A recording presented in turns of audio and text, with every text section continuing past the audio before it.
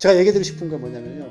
치즈는 인류가 만든 가장 퍼펙트한 음식이에요. 고기에서 얻는 단백질보다 우유에서 얻는 단백질이 효과가 훨씬 더 증대화되기 때문에 우리 인체의 흡수가 굉장히 빨라요.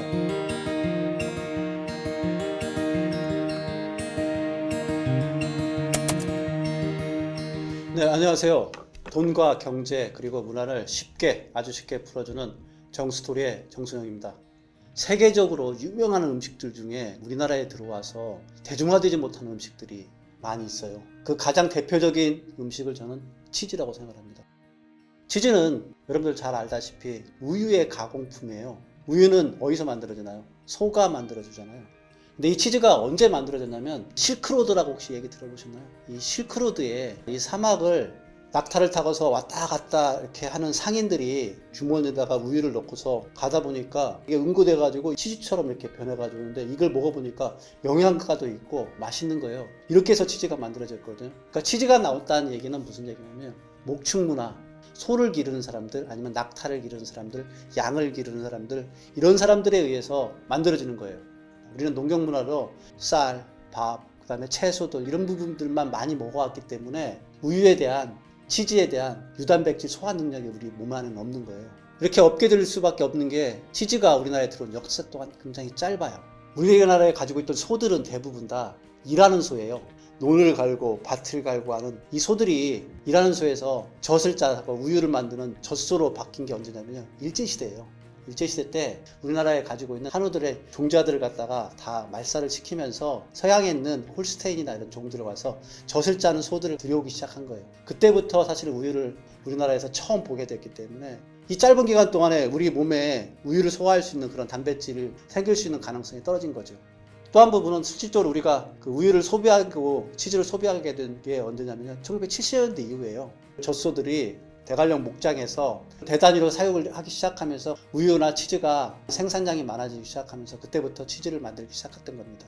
근데 여러분들이 치즈를 주로 먹었던 거는 슬라이스 치즈라고만 여러분들이 먹었던 기억이 있을 거예요. 서울우유에서 만든, 아니면 메일우유에서 만든 그 가장 가벼운 치즈인 연치즈 이 부분만을 여러분들은 주로 먹었기 때문에 다양한 종류의 치즈를 갖다가 우리가 먹어볼 수 있는 기회들이 너무 부족했던 거예요. 보통 치즈는 발효시키는 균과 시간이 보태어져야만이 맛있는 치즈가 만들어지거든요. 근데 우리는 1970년대 없이 살았던 시절에 배고프기 때문에 공장에서 빠르게 가공하고 있는 치즈들을 생산하고 싶었던 게 첫 번째 임무였기 때문에 그때도 그런 영양 공급을 주기 위해서 먹기 싫어하는 걸 억지로 몸의 건강을 위해서 먹어야 된다, 우유도 먹어야 된다 강요해서 그런 부분들이 슬라이스 치즈, 즉 저가형의 대중화되는 치즈들만이 생산되고 치즈를 발효할 수 있는 다양한 종류의 균들에 의해서 시간을 두고서 만들 수 있는 진짜 고급화되어진 치즈들은 우리나라에서 생산되지 못했던 거예요. 이 치즈를 생산하는 또한 기술이 많이 필요한데 이런 기술 또한 우리나라가 쌓아갈 수 있는 시간들이 너무 부족했던 거죠. 서양은 벌써 실크로드 그때부터 오랫동안 기술 노하우를 쌓아온 거잖아요. 이런 부분들 때문에 치즈가 가벼운 슬라이스 치즈만이 대중화되고 다른 치즈들은 대중화되지 못하는 역할들을 했고요. 또 이런 역할하는데 결정적인 역할을 했던 두 번째 부분도 있습니다. 서양이나 일본만 놓고 보더라도 치즈가 굉장히 대중화되었어요. 아마 피자, 그 다음에 햄버거 이 부분 안에는 대부분 다 치즈가 들어가 있게 돼 있어요. 근데 우리의 음식에는 치즈를 가지고서 만들 수 있는 음식들이 없잖아요. 사실 치즈가 우리나라가 가지고 있는 음식들과 조화 부분이 약하기 때문에 대중화되지 못하는 이런 역할들을 많이 해왔던 겁니다. 예를 들어 설명한다 그러면 김치찌개와 맵고 자극적이고 이런 음식을 먹다가 치즈를 먹게 되면 치즈의 맛을 느끼지를 못해요. 혀끝이 살아있게 느끼려고 그러면 오랫동안 치즈를 먹으면 가능하거든요. 근데 그거에 우리나라에는 그만큼 커보지 못했던 거예요. 이 반면에 일본은 같은 농경문화권임에도 불구하고 치즈를 많이 먹거든요. 우리하고 다른 차이가 무엇일까? 그걸 생각해보면 음식에 만드는 방법에 의해서 차이가 난다고 생각을 해도 돼요.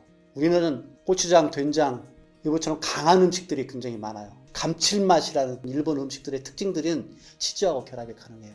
여러분들이 알고 계시는 미원이라는 이 조미료를 어디서 만들었냐면요, 일본에서 만들었어요. 이렇게 일본은 이런 음식에 자극적이지 않고 감칠맛을 느끼기 때문에 이 부분들이 치즈와 결합됨으로써 일본에서 치즈의 소비량들이 굉장히 많이 늘어난 거예요. 근데 우리나라는 그에 반면에 치즈가 갖는 미세한 맛들을 갖다가 느낄 수 있는 그런 혀끝이 아직 살아나지 못했기 때문에 우리가 치즈에 대한 소비들이 그만큼 줄어들었다고 보시면 됩니다. 제가 얘기드리고 싶은 건 뭐냐면요. 치즈는 인류가 만든 가장 퍼펙트한 음식이에요. 고기에서 얻는 단백질보다 우유에서 얻는 단백질이 효과가 훨씬 더 증대화되기 때문에 우리 인체의 흡수가 굉장히 빨라요. 이 우유가 가장 응축되어 있는 게 뭐냐면 치즈예요. 그래서 아마 어렸을 때 저한테도 어머니가 그렇게 많이 우유를 먹으라고 치즈를 먹으라고 했던 이유가 뭐냐면 가장 좋은 단백질을 공급할 수 있는 게 치즈이기 때문에 그렇습니다. 이 음식들이 우리나라에도 더 다양한 맛을 가지고 또 소비가 돼야 되는 게 저는 맞다고 생각하거든요. 왜 우리나라에서만 이렇게 사람들이 먹지 않게 소비되지 않을까 하는 의문점들을 내가 가지고 있었던 걸 여러분들한테 얘기해 드렸고요. 지금까지 돈과 경제 그리고 문화를 쉽게 아주 쉽게 풀어주는 정스토리의 정선영이었습니다. 고맙습니다.